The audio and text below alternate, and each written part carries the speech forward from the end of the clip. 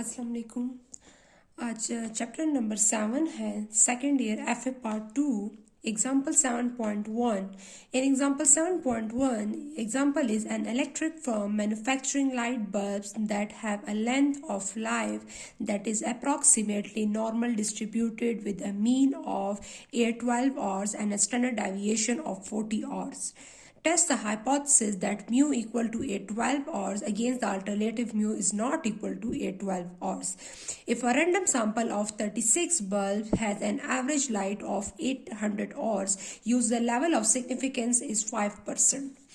हमारे पास एक electric firm है जो मैन्युफैक्चरिंग बल्ब्स बल्ब्स बना रहे हैं, उनकी लेंथ ऑफ लाइफ जो है वो अप्रॉक्सीमेटली कहते हैं वो नॉर्मल डिस्ट्रीब्यूटेड है, और नॉर्मल डिस्ट्रीब्यूटेड उनका मीन जो है वो हमारे पास कितना है 812 आवर्स. ठीक है, मीन्स 812 आवर्स जो है वो हमारे पास 812 और जो है वो उनकी लेंथ ऑफ लाइफ है. मींस 812 और जो है वो एक बल्ब जो बन रहा है वो उतना काम कर सकता है. ठीक है, और स्टैंडर्ड डेविएशन जो है 40 आवर्स मीन 40 और जो है उसमें वेरिएशन आ सकती है.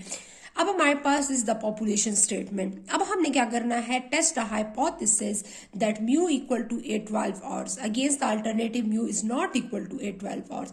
The null hypothesis, this is the null hypothesis and this is the alternative hypothesis.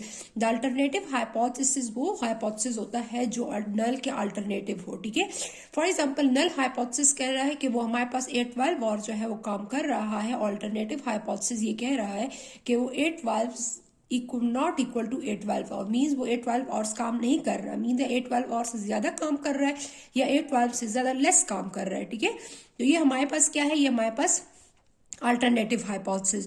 If a random sample of 36 bulb, हमने क्या किया, हमने इस स्टेटमेंट को टेस्ट करने के लिए, ये पॉपुलेशन की स्टेटमेंट थी और इस पॉपुलेशन की स्टेटमेंट को टेस्ट करने के लिए हमने क्या किया, हमने सैंपल लिया. सैंपल हमने साइज कितना लिया, 36 बल्ब्स. हमने 36 बल्ब जो है वो हमने सैंपल लिया पॉपुलेशन से. 36 बल्ब्स हमने रैंडमली सिलेक्ट किए और उनकी जो हमने लेंथ ऑफ लाइफ जो उनकी चेक की है, मीन एवरेज लाइफ उनकी कितनी है, वो हमारे पास 800 आवर्स. मीन्स वो 36 बल्ब जो है उनकी एवरेज लाइफ जो है वो 8 आवर्स है, 800 आवर्स है. ठीक है, अगर हमारे पास level of significance is the probability of type first error. ठीक है, लेवल ऑफ सिग्निफिकेंस है जो टाइप फर्स्ट एरर हमारे पास है उसकी प्रोबेबिलिटी है 0.05%. ठीक है, मीन्स एरर हमारे पास आप कितना एरर ले सकती हैं, 5%. अगर एरर आता है तो इट्स ओके, लेकिन अगर 5% से एरर इंक्रीज होता है this situation we reject our statement. ठीक है, वो हम अपना स्टेटमेंट जो है नल हाइपोथेसिस जो है उसको रिजेक्ट कर देंगे. ठीक है, अब हमने क्या करना है, इस क्वेश्चन को हमने टेस्ट करने के लिए हमने टेस्टिंग और हाइपोथेसिस का प्रोसीजर यूज करना होगा. टेस्टिंग और हाइपोथेसिस के प्रोसीजर में यूजुअली हमारे पास जो स्टेप्स होते हैं वो यूजुअली 6 स्टेप्स होते हैं. ठीक है, अब हमारे पास 6 स्टेप्स हमारे पास कौन कौन से हैं, एक हमारे पास है null alternative hypothesis, level of significance, हमारे पास टेस्ट स्टैटिस्टिक्स, हमारे पास कैलकुलेशन या कंप्यूटेशन भी आप कह सकते हैं, critical reason, and the last one is the conclusion. Conclusion is the last one top हमारे पास होता है जिसमें हम ये डिसाइड करते हैं कि ये हमारे पास जो सैंपल हमने लिया है वो जो पॉपुलेशन जो मीन है, मीन लेंथ ऑफ लाइफ जो बल्ब्स की है उसको वो ट्रू साबित कर रहा है कि वो उसको रॉन्ग साबित कर रहा है, वो हम सैंपल से हम उस स्टेटमेंट को टेस्ट करेंगे. ठीक है, और स्टेटमेंट हमारे पास क्या है, population mean 812 and alternative hypothesis is not equal to 812. तो यहां पर हमारे पास उसके लिए जो सैंपल हमने लिया था वो 36 था. अब हमने क्या करना है, इनको 6 स्टेप्स के बाद हम डिसीजन और कंक्लूजन, जो लास्ट स्टेप होगा उसमें हम डिसीजन और कंक्लूजन लेंगे और उसके बेस पर हमने ये देखना होगा कि हमारे पास जो क्रिटिकल रीजन एंड कंप्यूटेशन सब करने के बाद लास्ट स्टेटमेंट जो होगी वो कंक्लूजन की होगी. कंक्लूजन द डिसीजन होगा कि हमारे पास ये स्टेटमेंट वाकई में ट्रू है कि दिस स्टेटमेंट इज रॉन्ग. ठीक है, अब हमारे पास क्या है, यहाँ पर हमने सबसे पहली बात यह है कि यहाँ पर हमने Z टेस्ट यूज करना है कि T टेस्ट यूज करना है, कौन सा टेस्ट हमने यूज करना है. अब यहाँ पर हमारे पास देखें तो पॉपुलेशन मीन हमारे पास 812 and population mean is not equal to 812. यहाँ पर हम पॉपुलेशन मीन को टेस्ट करें तो पॉपुलेशन मीन को जब हम टेस्ट करते हैं तो यूजुअली हम Z test and T test use करते हैं. लेकिन अगर पॉपुलेशन स्टैंडर्ड डेविएशन जो यहाँ पर देखें, पॉपुलेशन स्टैंडर्ड डेविएशन की वैल्यू जो है वो 40 आवर्स है। पॉपुलेशन स्टैंडर्ड डेविएशन की वैल्यू जो है वो 40 आवर्स है, वो गिवन है, ठीक है। अब पॉपुलेशन की वैल्यू जो स्टैंडर्ड डेविएशन की वैल्यू गिवन है, तो उस सिचुएशन में हमने स्टैंडर्ड नॉर्मल डिस्ट्रीब्यूशन हमने जेड डिस्ट्रीब्यूशन हमने लेना होगा। अगर पॉपुलेशन वेरिएंस नोन है, अगर पॉपुलेशन वेरिएंस अननोन है, तो उस सिचुएशन में फिर हमने देखना होगा कि हमारे पास सैंपल साइज ग्रेटर देन 30 है कि लेस देन 30 है, वो हम आगे क्वेश्चंस में करेंगे। तो अभी हम फिलहाल देखते हैं कि पॉपुलेशन वेरिएंस जो है वो नोन है, तो पॉपुलेशन वेरिएंस जब नोन होता है तो हम यूजुअली जेड डिस्ट्रीब्यूशन ही करते हैं, ठीक है। अब हमारे पास क्या है, अब हमारे पास क्वेश्चन है 6 स्टेप्स है नल अल्टरनेटिव हाइपोथेसिस। सबसे पहले आपने हेडिंग देनी होगी यहाँ पर null and alternative hypothesis. Null hypothesis क्या है, हमारे पास म्यू इक्वल टू 812, ठीक है। अल्टरनेटिव हाइपोथेसिस क्या है, क्वेश्चन में गिवन भी है mu is not equal to 812, ठीक है। This is the two tail test. ये हमारे पास जो इक्वल होता है और अल्टरनेटिव हाइपोथेसिस जो नॉट इक्वल होता है, इसको बोलते हैं हम two tail test. Two tail test वो होता है जिसमें क्रिटिकल रीजन जो हमारे पास दो टेल में हमारे पास दो साइड्स पे जो लाई करता है, वो हमारे पास क्या होता है। फॉर एग्जांपल ये हमारे पास टोटल एरिया है हमारे पास। इस टोटल एरिया में अब यहाँ पर हाफ एरिया अल्फा बाय 2 यहाँ पर है और हाफ एरिया अल्फा बाय 2 जो है वो यहाँ पर है, ठीक है। मींस ये टू टेल टेस्ट, इसको बोलते हैं हम टू टेल टेस्ट, जिसमें क्रिटिकल रीजन जो होता है वो दो साइड्स पर लाई करता है। तो ये हमारे पास टू टेल टेस्ट है, जिसमें critical reason only one sided पर हो, जिसमें अल्टरनेटिव हाइपोथेसिस या ग्रेटर देन हो या लेस देन हो, तो क्रिटिकल रीजन उस सिचुएशन में ओनली वन टेल में लाई करता है, या लेफ्ट या राइट। लेकिन इस सिचुएशन में हमारे पास क्रिटिकल रीजन जो होगा वो टू टेल्स में लाई करेगा, ठीक है। First step null hypothesis and second step is the alternative hypothesis. Second step हमारे पास level of significance, usually level of significance is given in the question.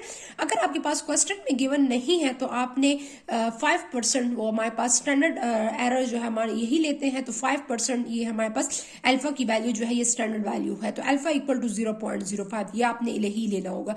अगर गिवन है तो आपने वही वैल्यू सिलेक्ट करनी होगी। अब हमने क्या करना है, test statistic to be use here is, हमने कौन सा टेस्ट स्टैटिस्टिक्स यहाँ पर यूज करना है, यहाँ पर हमने जेड स्टैटिस्टिक्स यूज किया है। यहाँ पर आपने सिर्फ डिफाइन करना है कि जेड की वैल्यू क्या होगी, X bar minus mu sigma divide by under root N, this is the Z value, ठीक है। ये फॉर्मूला आपने यहाँ पर लिखना होगा। इसके बाद आपने क्या करना होगा, कैलकुलेशन करनी होगी। कैलकुलेशन हम क्या करेंगे, कैलकुलेशन हम इस तरह करेंगे कि हमारे पास n की वैल्यू यहाँ पर क्या है, n की वैल्यू यहाँ पर है 36, ठीक है। n की वैल्यू है 36। x बार की वैल्यू क्या है, x बार की वैल्यू हमारे पास है, x बार की value this is the x bar value जो सैंपल से हमने मीन कैलकुलेट किया था, average life of 800 hours, this is the sample mean value, ठीक है। तो sample mean value x bar equal to 800 and sigma value is given in the question 40, ठीक है। तो सिग्मा की वैल्यू क्या है 40, तो एक्स बार की वैल्यू सिग्मा और एन की वैल्यू हमें गिवन है क्वेश्चन में। अब हमने क्या करना है, इस एक्स बार एन और एन एक्स बार सिग्मा की वैल्यूज हमने जेड में पुट करनी है, ठीक है। तो 800 minus 812 sigma 40 divided by under root 36, तो यहाँ पर इसको हम सब्ट्रैक्ट करेंगे एंड 6 डिवाइड अंडर रूट 6 36 का अंडर रूट जो है वो हमारे पास 6 आता है, तो 40 डिवाइडेड बाय 6 डिवाइड के नीचे डिवाइड है तो ऊपर जाके मल्टीप्लाई हो जाएगा, तो 12 multiply by 6 divided by 40, the answer is -1.8, ठीक है। अब हमने क्या करना होगा, अब हमारे पास यहाँ पर जो क्रिटिकल रीजन डिफाइन है, here the test is two sided as alpha equal to 0.05। इसको मैं इजीली आपको यहाँ पर बता देती हूँ कि हमारे पास क्रिटिकल रीजन आपने इस तरह करना होगा कि absolute z is greater than z alpha divide by 2। इस सिचुएशन में आपने क्या करना होगा, इस सिचुएशन में आपने इसको रिजेक्ट करना होगा, ठीक है। इसमें आपने इसको रिजेक्ट करना होगा। हमने क्या करना होगा, एब्सोल्यूट जेड की वैल्यू अगर जेड अल्फा बाय 2 से ग्रेटर है तो वो रिजेक्ट होगा। अब ये वाली वैल्यू कहां से आएगी, ये वाली वैल्यू हम देखेंगे टेबल से, ठीक है। ये वाली वैल्यू आपके पास आएगी टेबल से। अब हमने क्या करना है, जेड की वैल्यू हमारे पास जो है ये ऑलरेडी यहाँ पर आ गई है 1.8, तो 1.8 टू टेल में हमने क्या करना होगा, absolute z is greater than z alpha by 2 two tail test में। अगर वन टेल टेस्ट हो तो फिर उसके लिए क्रिटिकल रीजन वो अलग होगा। यहाँ पर हमारे पास जेड अल्फा बाय 2 की वैल्यू हम डायरेक्ट यहाँ पर इस तरह नहीं, लेकिन पहले हमने क्या करना होगा, 0.5 से हमने अल्फा बाय 2 को सब्ट्रैक्ट कर, this is the value of alpha by 2। Alpha is 0.05, 0.05 को अगर आप 2 पे डिवाइड करते हैं तो हमारे पास वैल्यू आएगी 0.025, ठीक है। तो 0.5, ये 0.5 से इसलिए सब्ट्रैक्ट करते हैं कि total area under the curve is equal to 1। तो ये हमारे पास 0 से माइनस इन्फिनिटी एंड 0 से प्लस इन्फिनिटी, ये एरिया जो हाफ एरिया इधर है और हाफ एरिया इधर है, ये हमारे पास क्या है, ये हमारे पास 0.5 है और ये हमारे 0.5 है। तो ये हमारे पास सिमेट्रिक है, ठीक है। तो सिमेट्रिक है तो इसकी प्रोबेबिलिटीज और इसकी प्रोबेबिलिटीज जो है वो हमारे पास सेम है, ठीक है। तो हम इसलिए यहां पर हम 0.5 से इसको सब्ट्रैक्ट करेंगे, ये वाला एरिया अल्फा बाय 2 इसको सब्ट्रैक्ट कर लेंगे, तो यहां पर ये जो वैल्यू आएगी 0.4750। आपने इसको क्या करना है, search this value in the body of the area table of standard normal distribution with corresponding to z alpha by 2 is equal to 1.96। अब हमने क्या करना है, इसको जेड की टेबल में हमने इसको सर्च करना है, ठीक है। यहां पर आप इसी बुक में अगर आपको मिल जाए जेड का टेबल,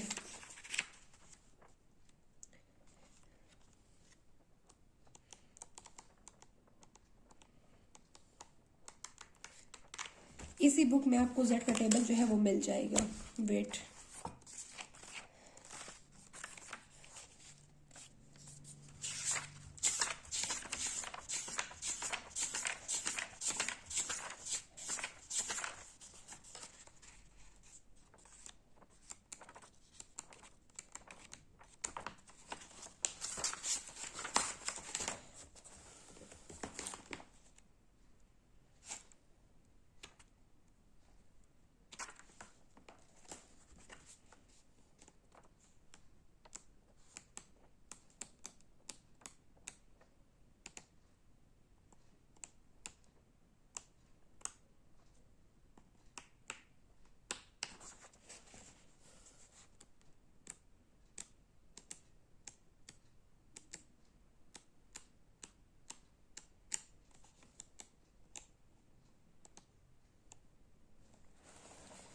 ये हमारे पास यहाँ पर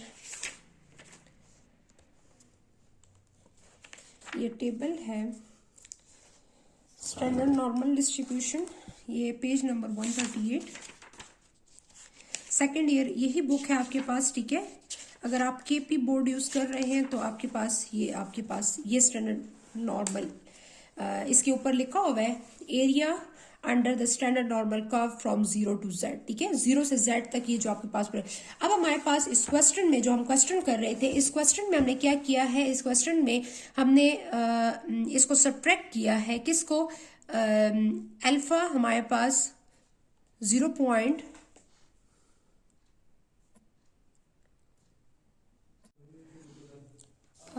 इस तरह हमारे पास टेबल है area under the standard normal curve from 0 to z। हमारे पास इस टेबल में अगर आप देखें तो 0 से हमारे पास z की वैल्यूज हमारे पास गिवन है। ये आप कहीं से भी, आपको नेट पे भी ये टेबल मिल सकता है, कहीं पे भी आपको मिल सकता है, इस बुक में भी आपको ये टेबल मिल सकता है, ठीक है। इस बुक में हमारे पास टेबल जो है वो किस पेज पर है, 124 और 125 पेज पर। अब हमारा क्वेश्चन ये था कि हमारे पास यहाँ पर जो z अल्फा बाय 2 की वैल्यू है वो किस तरह आई है। तो z अल्फा बाय 2 की वैल्यू हमारे पास, हमने क्या करना है, सबसे पहले हमने 0.5 से अल्फा बाय 2 को सब्ट्रैक्ट करना है। अल्फा बाय 2 की वैल्यू इसलिए कि यहाँ पर हमारे पास क्या है, 2 टेल टेस्ट अल्फा बाय 2। तो 0.5 से अल्फा बाय 2 को आपने सब्ट्रैक्ट करना है और उसके बाद आपने क्या करना है कि वैल्यू 0.4750 जो वैल्यू आई है 0.4750, आपने उस वैल्यू को टेबल की बॉडी में सर्च करना है 0.4750। अब आपने इस वैल्यू को टेबल की बॉडी में सर्च करना है यहां पर 0.4750, ठीक है, 0.4750 ये वैल्यू मुझे मिल गई है, एग्जैक्ट वैल्यू मुझे मेरे पास आ गई है, ठीक है। अब ये किस रो में है, ये 1.9 में, और किस कॉलम में है, यहाँ पर ये 0 1 2 3 4 5 6, ठीक है। ये हमारे पास कॉलम नंबर कौन सा है, यहाँ पर अगर आप देखें तो इसके ऊपर ये नंबरिंग लिखी होती है 0 1 2 3 4 5 6, ये 6 नंबर, ठीक है। यहाँ पर ये कॉलम जो हमारे पास यहाँ पर आ रहा है तो वो हमारे पास कौन सा है, 6 नंबर का, ठीक है। तो 1.9 को 0.06 में हम ऐड करेंगे तो 1.96 आएगी। तो 0.4750 की वैल्यू हमारे पास किस में आ रही है, 1.9 और 6 में आ रही है। ठीक है, अब हमने क्या करना है, यहां पर हमने वैल्यू लिखनी है 1.96। ठीक है, इस वैल्यू को हमने यहां पर लिख लेना है। अगर z की ये वैल्यू इससे ग्रेटर आती है तो हमने अपना हाइपोथेसिस जो है वो रिजेक्ट करना होगा। अब हमारे पास z की वैल्यू क्या है, 1.8 एब्सोल्यूट लेने के बाद वो माइनस साइन इग्नोर हो जाता है, तो -1.8 means 1.8 is greater than 1.96। No, हमारे पास 1.8 इज लेस देन 1.96, तो ये वैल्यू ग्रेटर नहीं है 1.96 से। अगर z की वैल्यू ग्रेटर होती तब हम h0 को रिजेक्ट करते हैं, लेकिन z की वैल्यू लेस देन है 1.96 से, इसलिए हम क्या करेंगे, हम अपना हाइपोथेसिस जो है, कंक्लूजन जो हमारे पास है, z equal to -1.8 fall in the acceptance region, therefore we accept h0 and the mean value of the bulb produced by this firm is equal to 812 hours. ठीक है, तो हमारे पास ये मकसद है कि हमारे पास हमने क्या किया, हमारे पास जो हाई स्टेटमेंट थी वो स्टेटमेंट को हमने एक्सेप्ट किया, जो नल हाइपोथेसिस स्टेटमेंट थी, और उसकी स्टेटमेंट क्या थी कि mean life of the bulb produce by this firm, मतलब जो फर्म्स हमारे पास थी, वो फर्म्स जो बल्ब प्रोड्यूस कर रही थी, उनकी एवरेज लाइफ जो थी वो इक्वल टू 812 आवर्स ही थी। ठीक है, तो ये बिल्कुल हमारे पास ये सही है कि 812 आवर्स उनकी एवरेज लाइफ थी उन बल्ब्स की। तो ये हमारे पास इस क्वेश्चन को हमने क्या किया, इस क्वेश्चन को हमने 6 स्टेप्स से वो किया, सॉल्व किया, और आखिर में हमने इसका कंक्लूजन और रिजल्ट जो है वो हमने ड्रॉ कर लिया है। ठीक है, थैंक यू, अल्लाह हाफिज।